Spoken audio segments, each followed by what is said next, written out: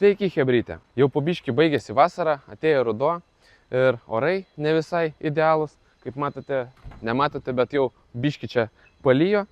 Tai nepaisant to visko, aš noriu jums biškį pratęsti vasarą ir dėl to šiandien filmuoju test drive'ą Mazdos Miatos.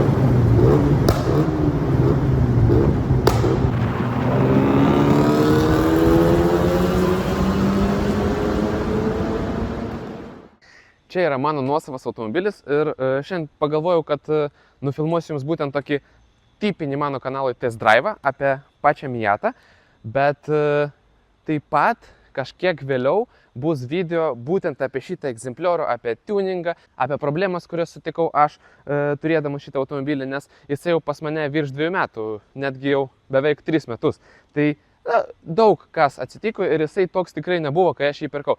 Tai tas video apie būtent šitą egzempliorių tokį įdėmesnį tikrai bus šitam kanale, bet ant kiek greitai, tai priklauso nuo jūsų. Nes jeigu jūs surinksit nerealų laikų skaičių, tai yra 100 laikų, aš iškart eisiu filmuoti tą antrą epizodą, o jeigu ne, tai ten jau kažkaip, kai turėsiu laiko, nufilmuosiu būtinai.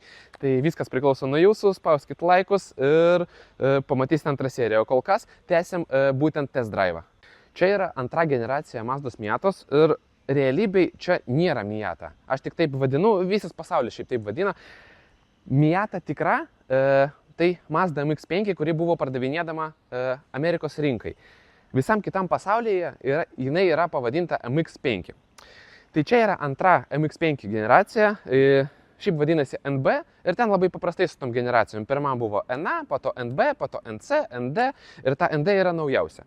Čia yra NB, skiriasi nuo NA jinai tuo, kad turi kitas lempas ir pilnai kitą saloną. Nu, ten, aišku, biški išvaizdos šikna, biški kitos formos, bet pagal pakabą, variklius, dėdžias ir visą kitą labai panašios su prieš tai ėjusi generacija. Tik tai, kad dauguma žmonių mėgsta NA būtent už tas atsidariamas lempas ir sako, kad šitą negraži, bet man personaliai NA generacija biški per daug kainuoja. Turiu omeny, kad kokybės ir pinigų santykis nelabai sueina, nes ten ir salonas toksai paprastesnis, kvadratinis, ir išvaizda tokia labiau miela. Čia jau truputį pikčiau atrodo automobilis, aišku, nebe mano pagalbos, nes aš įdėjau jam ir slenkstukus, ir priekinį lipą, ir spoilerį, tai truputį lenktiniškiau atrodo. Šita antra MX-5 generacija gaminama nuo 98 iki 2005 metų. Ir 2001 pas juos buvo restylas. Ir tas restylas buvo tik tai realiai išvaizda. Ten varikliai truputį pasikeitė, ten galingesnė versija 1.8 gavo ten papildomą kilovatą. Bet realiai pasikeitė išvaizda, pasikeitė priekinės lempos, jos pasidarė tokios su lęšiais, pasikeitė biški priekinio buferio forma ir biškutį pasikeitė salonas, pasikeitė vidurinė konsolė, jinai pasidarė daug patogesnė. Ir šitam automobilėje pas mane kaip tik stovi facelifto konsolė, tai po to, kai rodysiu saloną, parodysiu, kaip atrodo face'as. Atsiprašau už biškį purviną automobilį, jeigu matosi kadre, nes palijo, kol čia važiavau, buvo išplautas automobilis, biškį palijo, tai noriu pasakyti, kad čia yra pas mane zagluškė, nes, šiaip čia netilptų antena, bet realybėje čia yra antena ir jinai išvažiuojanti. Labai prikolinai atrodo, kai paspaudi magnetolo sujungimo mygtuką, išvažiuoja tokia antena ir jinai ganėtinai aukšta. Tai palyginus su pačių automobilių dydžiu, ta antena atrodo kaip tokia odegytė ir visada taip vizglina.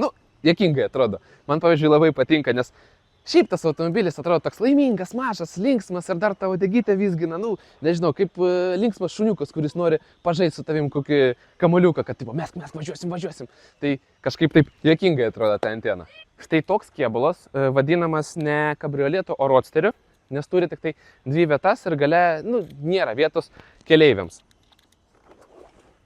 Stogas pasmėtas, biški šlapias dabar ir biški purvinas. Stogas pasmėtas, atsidaro rankiniu būdu, neturi jokios elektrikos, tai šitas dalykas vapšė negenda, labai patogiai, visada atsidaro, visada užsidaro, neturės problemų, kada prasideda lietus. Oi, sugedo elektrika, stogas neužsidaro.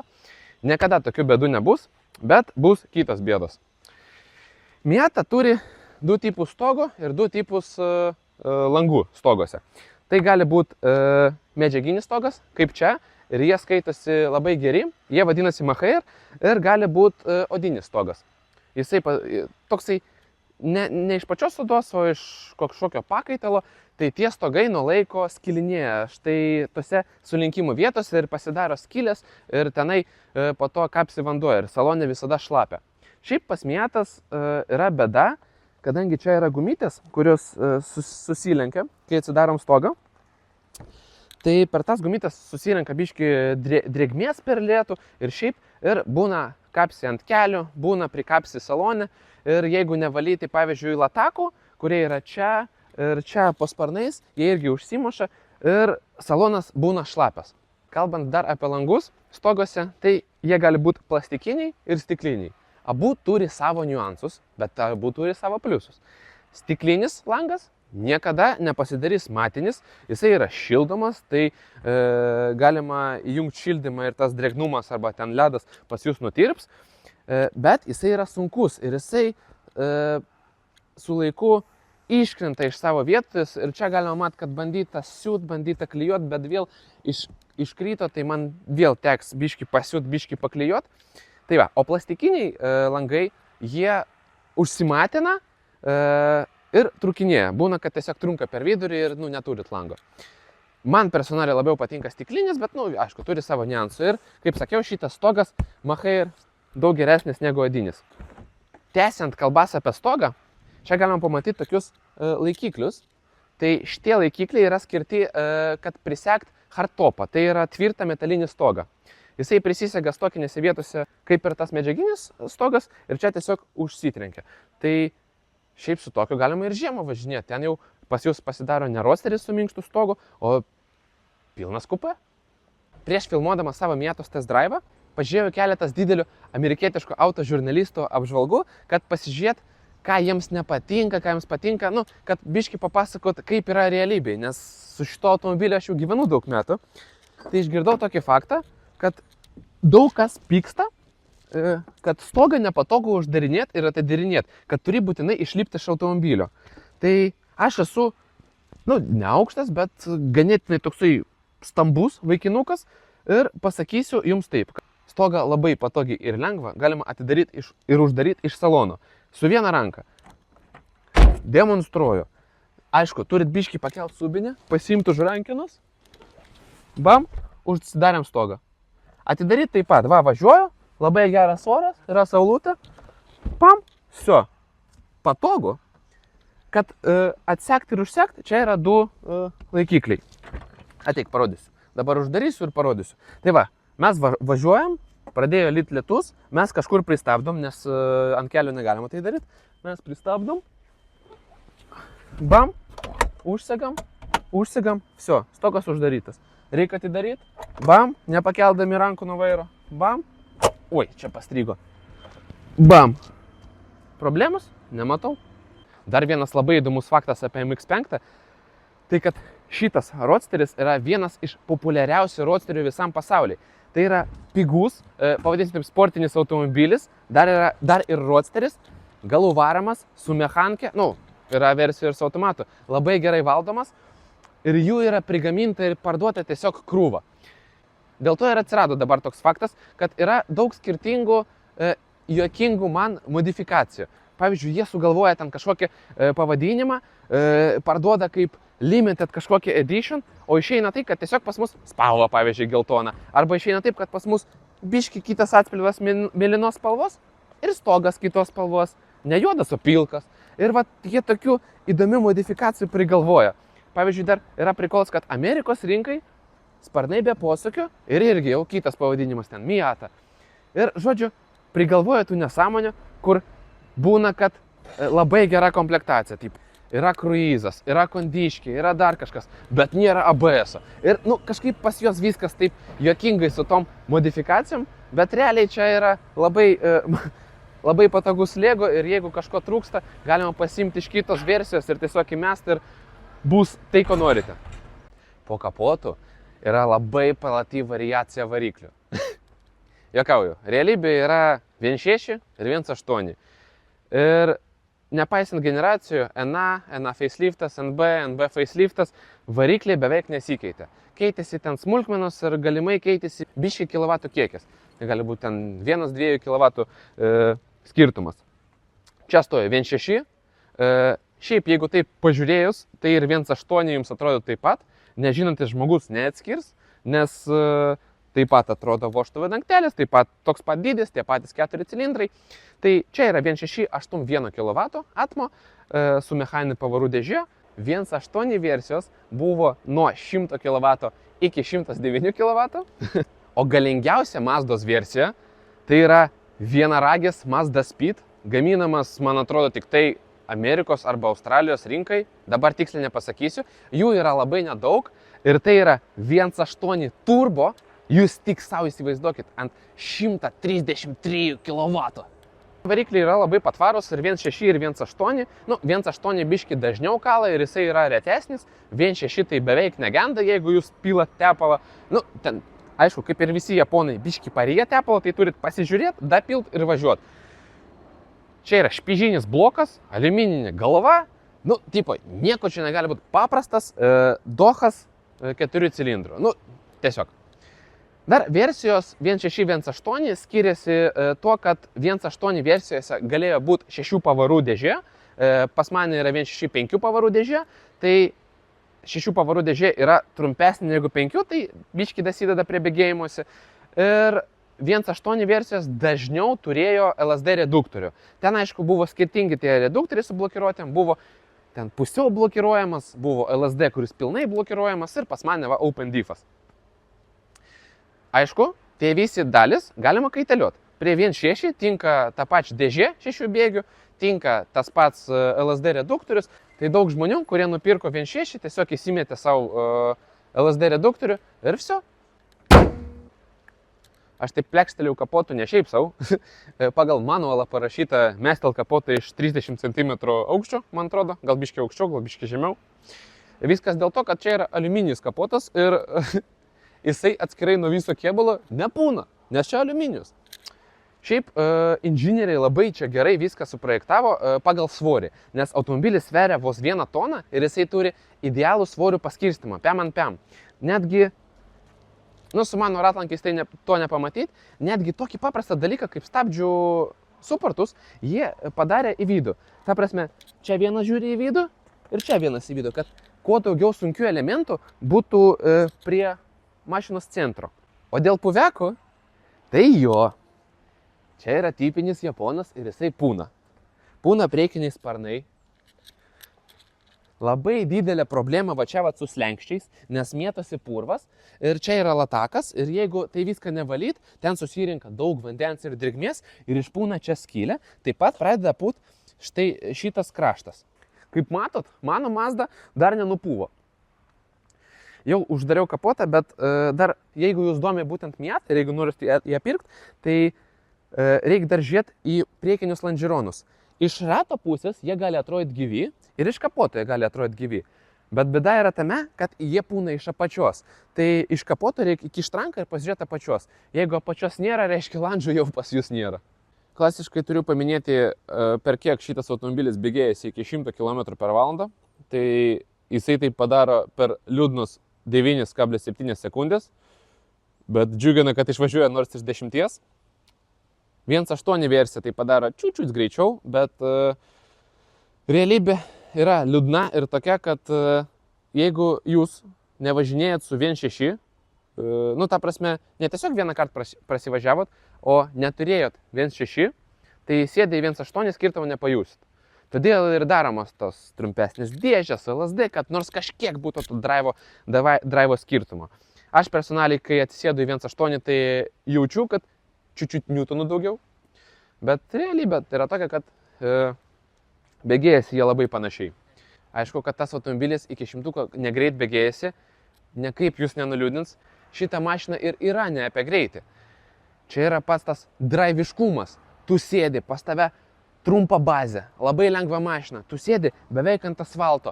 Nu, vis tiek pilnos kelnės emocijų, tu net nesupranti, kad tu negreit važiuoji. Tu bėgėdamas iki šiam gali permušt 4 gaikės ir būti toks laimingas. Gazuot gali iki ribotkės ir net neviršit greičio. Čia yra tiesiog toksai draiviškumo experiences. Dar dėl to, kad šitas automobilis labai gerai valdosi, su jais dažnai važiuoja į lenktynės ir tada liūdi, nes tau atrodo, kad tu lėki labai greit, bet dėl variklio galingumo tu nesi greitas trasoj, bet tau tiesiog atrodo, kad tu ten wow lėki. Ir dėl to, kad su šitais automobiliais linksma važinėt, yra ir monoklasės padarytos, kur lenktyniauja vien Miatos. Ir bachūrams ten yra taip linksma, jūs netgi neįsivaizduojat. Biškiai anksčiau jums sakiau, kad papasakosiu porą skirtumų tarp Face'ų ir ne. Tai vienas iš skirtumų yra vairas. Pas faceliftus dažniausiai būna Nardi, pas Face'us čia jau tiesiog Mazdos ženkliukas. Man labai patinka, kad čia yra Nardi užrašymas. Nu, dauguma žmonių netgi stebino, kad aš aftermarketą įdėjau, bet ne, čia yra originalas. Tada dar šita konsolė, kaip matote, yra Face'o. Jinai turi 2 skirtingus cup holderius ir tokią patogią lentynėlę, kur galim pasidėti daiktus. Cup holderiai realiai niekada nenaudojami kaip cup holderiai. Čia yra tiesiog mano smulkmenos sumesti, nes jeigu jūs padėsit čia kokį nors puodelį, tai negalėsit mušt pavaro. Nu, tiesiog reikės kažkaip taip atjunginėti, tai nėra patogu. Prie Face'e šita dalis, kur daiktadėžė, jinai yra pilna iki čia ir jinai tokia didelė. Ir kodėl labai nepatogi, nes nulūžta. Pas ją yra tik 2 laikikliai ir jinai labai ilga ir dažnai nulūžta. Šita ir atrodo gražiau ir yra patogesnė, kad galima atskirai sumest daiktų. Dažnai stebinu žmonės su shifteriu, nes čia yra stokas, čia neįdėta jokio short shifterio ir jūs tiesiog pažiūrėkit, kaip gražiai jungiasi pavaros. Labai trumpai ir labai taip, pasakyčiau, tvirtai, kietai, taip, nu, idealiai. Kaip geras šautuvas, žinot, kur po šūvio, taip ir įsijungia pavaros pas Miatas. Automobilis atrodo labai mažas, bet salone tikrai yra užtenkamai vietos tiesiog patogiai važiuoti. Labai viskas ergonomiška. Porankis, kur turi būti kitas porankis, kur turi būti sėdi tiesiai, vairas 3 stipinų, gražus, viskas po ranka. Tu kada vairuoji, pas tave viskas yra ten, kur ir turi būti. Niekas niekur nekliūna, niekur nieko netrukdo. Čia jeigu reikia pareguliuoti, viskas po ranka, muzika po ranka, viskas padaryta yra žmonėms, kurie vairuoja, kad tu maksimaliai jaustum kaifą nuo vairavimo. Aišku, yra niuansų su aukštesniems žmonėms. Jeigu žmogus yra aukštesnis nei 1,8 m, 1,9 m, tai biškis sunku yra sutilpti į automobilį. Mažai vieta kojoms ir čia yra mažai vietos kojai būtent tarp vairo ir durų. Šitą niuansą Miatos savininkai aukštesni taiso. Tai galim pataisyti labai paprastai. Jeigu jūs įmesit vairo išnešimą arba tiesiog nupirksit vairą su išnešimu, bus daugiau vietos keliams ir bus patogiau vairuoti. Taip pat dar galima nuleisti kėdę. Tai darosi arba tiesiog įdedamas lopšys ir jisai žemiau sėdi, arba netgi mačiau Amerikoje tuningą, vieno 2-metrinio čuvako tuningą, jisai pervyrino biškį grindys ir nusodino kėdę žemiau. Jeigu jau pradėjo apie kėdės, tai kėdės yra 2 tipų. Nu, ten daugiau tipų, bet realiai yra medžiaginės ir odinės. Ten aišku gali būti, kad pas jūs pogalvis bus viengubas su sėdynė, gali būti ne viengubas su sėdynė. Odinės sėdynės dažniau plyšta, nes japonai darė kietą odą, o būtent materialinės sėdynės tai pas japonus labai ilgai tarnauja. Ena, prieš tai versija, pirma versija Miatos, turėjo netgi pogalvise garso kolonėlės. Jeigu jūs esate aukštesnis žmogus negu 1,8 m ir norit Miatos, tai žiūrėkit būtent medžiaginės sėdynės, nes odinės sėdynės yra biškiai aukštesnės. Žmonės, kurie lenktyniauja, sako, kad su šalmu po to netelpa į automobilį. Ir važinėjau čia dabar su 1,8 Miata su odiniam sėdynėm, sėdi tikrai aukščiau. Čia už manęs matote steel baro, tai dar kitaip vadinamas giliotina. Realiai čia turi būti tokia kaip štorkė, kuri užlaužytų orą. Tai darosi tam, kad kai važiuojat, kad oras neužsisuktų ir nepūstų iš galo. Bet tas steel baras daug gražiau atrodo, tai dauguma žmonių dėl to jį ir deda. Kodėl vadinamas giliotina? Dėl to, kad jisai atrodo kaip roll baras, bet realybėje, jeigu automobilis apsiverčia, tai jisai dar ir nuspaudžia galvą, nes jisai beveik niekaip nepritvirtintas prie kėbulo. Jeigu norit tikro roll baro, tai reikia biškį giliau pjaut skylės ir giliau prisivyrinti arba prisisukti prie būtent stiprinės kėbulo konstrukcijos. Visada dar labai džiugina, kaip atrodo japoniški salonai. Tai yra senas automobilis, mano automobilis yra 99 metų ir tu atsisėdęs į jį, nesijauti, kad tu esi senam automobilyje. Viskas yra kažkaip taip, nežinau, man labai gražiai. Tikrai tų metų vagai darė dizainus ne taip fainai kaip japonai. Dar visada labai džiugina kokybė. Viskas atrodo labai taip vienguba. Nežinau, neatrodo, kad kažkur plastikai kažkaip ten drebina, viskas taip surinkto gerai. Nežinau net kaip pasakyti. Tiesiog tu jauties tokiam suspaustam mažam tvirtam automobiliukė. Na ir klasiškai, mėgstamiausia dalis – pasivažinėjimai. Išmetimas urzgia. Pats dariau, urzgia maloniai. Pats mes neurzgia savo. Norėjau tyliau išvažiuoti.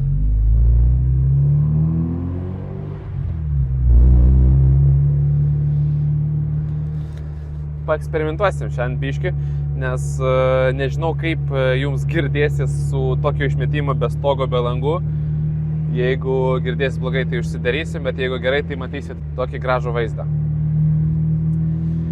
Aišku, jokių čia pirmų emocijų nuo vairavimo nebus, nes tai yra mano nuosavas automobilis ir jau ilgai su juo važinėjau. Tai papasakoju tiesiog, kas man labai patinka.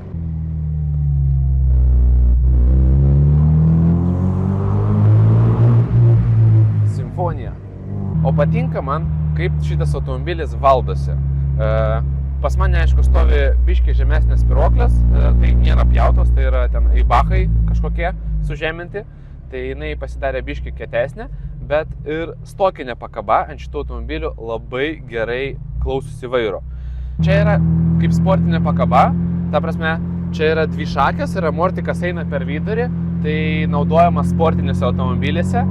Ir Miatai taip pat yra tokia pakaba, dėl to jinai labai gerai klausosi vairo ir labai gerai ir maloniai valdosi, netgi stokia. Aš jums neperduosiu žodžių, kaip tai yra, nes to dalyko reikia pajausti. Daug kas ir juokauja apie Miatas, kad tai yra lėtas, mažas, vaikiškas automobiliukas ir kai atsisėda prasivažiuoti su juo, supranta, ką visi Miato savininkai turėjo omeny, kaip sakė, kad jį vairuoti yra labai linksma. Dar prie to pačio prisideda trumpas tas vairo reduktorius, nes, biški vairo pasukimo, o mašina jau bando kažkur nert. Kad persirikat mums nereikia vapšie pasukti vairo, mes iškart reikiojamės ten, kur mums reikia. Žodžiu, labai yra linksma tiesiog valdyti šitą automobilį. Mašina, nepaisant savo mažo svorio, jaučiasi labai stambi. Ne taip, kad sunki, o stambi. Jinai, kai pasuki vairą, jinai išvis niekur nesiverčia. Iškart daro tai, ko iš jos reikia. Tai, ko jūs iš jos norit. Esu važiavęs biškį toliau su šitą Mazdą į renginius ir šiaip į kitus miestus. Tai trasoj irgi su jo nėra jokių nepatogumų. Labai gerai prilipusi prie asfalto, labai gerai jaučiasi visą kelio danga, labai maloniai jaučiasi ant greičio, nėra tokio, kad jums baisu kažkur važiuoti. Jinai, mano manimu, ideali mašina, kad gaut emocijas nuo vairavimo. Aš dėl to ir lyginu visas kitus automobilius su ja, nes man tai yra linksmiausias ir maloniausias automobilis, kurį aš vairavau per pastarosius laikus. Galbūt dėl to aš ir neparduodu jį, nes šiaip pas mane automobiliai kažkur metus užsilaiko, o šitą jau 3 metai eina ir aš vis dar negalvojau, kad keisti ją. Nes už šitos pinigus aš nemanau, kad galima rasti kažką, kas gali pakeisti tą džiaugsmą, kurį duoda Miata. Čia yra kabrioletas, roadsteris. Mes neturim stogo, mes jaučiam vėją, jaučiam orą. Pas mus atidaryti langai. Mes, jeigu pakelsim galvą, jaučiam laisvę. Čia beveik kaip motociklas. O dabar biškį išvažiuosim, pasibėgėsim, nes mums čia reikia iš posūkio išvažiuoti.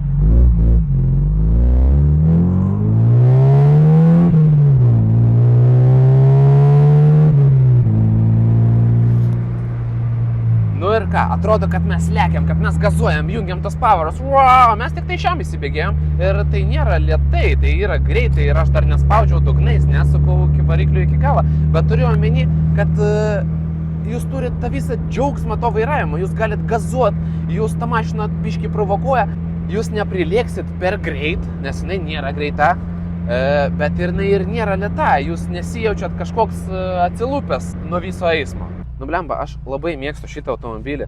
Dar, žinot, man yra labai malonu, kai važiuoju pro miestą ir tikrai daug žvilgsnių surenka šitas automobiliukas dėl savo dydžio, dėl savo išvaizdos, dėl savo garso. Ir man personaliai malonu yra, kai žiūri į mano mašiną, nes tai yra mano kūrinys, aš jį pats surinkau. Bet ir iš kitos pusės tai irgi duoda emocijas, kai tu važiuoji, gauni kažkokias laikus, ten žmonės rodo iš langų, žmonės mojuoja. Nu, tiesiog visas šitas prasivažiavimas pasidaro kaip šventė. Jeigu norit patininguoti Miatos išmetimą, tai labai reikia įdėmiai tai žiūrėti. Dauguma deda tiesiog straight pipe ir kokį ten N1 bakelį, tai taip gero garso nebus. Čia yra 4 cilindrai su mažu turiu ir pas jūs išeis tokia kaip civikinės karbonkė. Garsas nebus gražus. Mano išmetimas man labai patinka, aš pats įdariau. Čia stovi labai geras rezonatorius, ta prasme, jisai tikrai daug nuima garso ir stovi 2 bakeliai, plus aš pažaidžiau biškį su kampais, tai atsirado toks burzgesys ir šiaip tas garsas nėra toks kaip skarbonkės, yra dusnus. Tai čia aišku reikėjo biškį pažaist, bet vat būtent pas mane, mano Miata, skamba neblogai. Ir daug pas ką paklausiu, sako, kad jo, kaip iš 1.6 čia labai geras garsas. Tai ką siūlyčiau daryti, jeigu norit patiuninguoti savo išmetimą, tai siūlyčiau arba pirkti kokį aftermarketą, pilnai trasę, jau tipo suprojektuota padaryta, arba palikinėti būtinai stokinius rezonatorius, nes jie tikrai nuima daug to skarbonkės burzgesio. Na ką, chebrytė, štai priėjo galo šitoks Miatos test drive'as. Šiaip daug dar turiu įdomios nesąmonės papasakot, bet jau kažkaip suprantu, kad šitas epizodas galimai prailgo. Tad pakartosiu, surinkam 100 laikų ir iškart pradedu filmuoti kitą seriją apie Miatą, kur labiau jau išsipasakosiu būtent apie šitą automobilį ir jo gyvenimą. O šiaip, kaip ir sakiau, Miata nėra greitas automobilis, bet yra labai linksmas, kuris duoda maksimaliai didelę emociją ir maksimaliai daug džiaugsmo nuo vairavimo, nes čia yra kabrioletas, galų varomas, ant mechanikos, su atmo varikliu. Nu tiesiog čia yra ideali mašina linksmybėm ir savaitgaliams. O kalbėdami apie rinką, tai kažkada senais gerais laikais, porą metų atgal, kada žiūrėjau savo pirmą automobilį, Miatos vaikščiojo vos po 1000 eurų ir buvo niekam nereikalingi. Šitą mašiną aš nusipirkau už 1700 eurų, bet tai visai kita istorija, nes nusipirkau aš ne tokią mašiną, nusipirkau beveik tuščią kėbulą su dalim. O realybė dabar rinka labai liūdna, nes kiek žiūrėjau, tai puvekai prasideda nuo 3,5, 1.8 prasideda nuo 5, o ENA tai ten išvis kosmosas. Gal žmonės pagaliau supranta, kad tai vertas dėmesio automobilis? Gal? O gal tiesiog nupuvo dauguma ir dabar jų labai mažai liko? Irgi gal. Tai ką, chebrytė? Ačiū Jums už dėmesį, ačiū Jums už peržiūrą. Tikiuosi Jums buvo įdomu pasiklausyti apie Mazda Miata. Ir statykit laikus, kuo daugiau laikų, to greičiau sekantis epizodas. Rašykit komentarus, ką galvojate apie Miatą, kokius kitus automobilius nufilmuot, o jeigu turit kažkokį įdomų automobilį test drive'ams, gali parašyti man į Instagramą arba irgi ir komentarus. Ir subscribinkit šitą kanalą, bus dar daug įdomaus veiksmo. Ate, ate.